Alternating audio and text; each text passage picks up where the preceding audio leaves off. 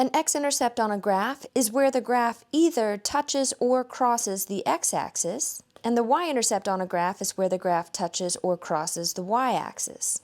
In this example, we're asked to find both the x-intercepts and the y-intercepts, and we'll indicate all of these as ordered pairs. So for the x-intercepts, we have -3, 0, 3/2, 0, and 4.5, 0.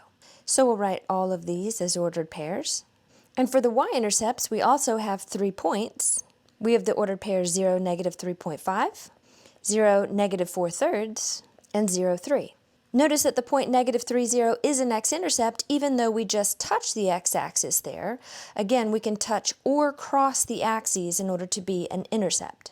Let's also notice that on any x-intercept, the y-coordinate of that ordered pair is going to be 0, and this fact is going to help us to algebraically find the x-intercepts when it comes time to do that. And as well, a y-intercept is going to have an x-coordinate of 0. Notice all of our ordered pairs for the y-intercepts have x-coordinates that are 0. And when it comes time to find the y-intercepts algebraically, we're going to be plugging in x is equal to 0 in the equation and then solving for y to determine the y-intercept.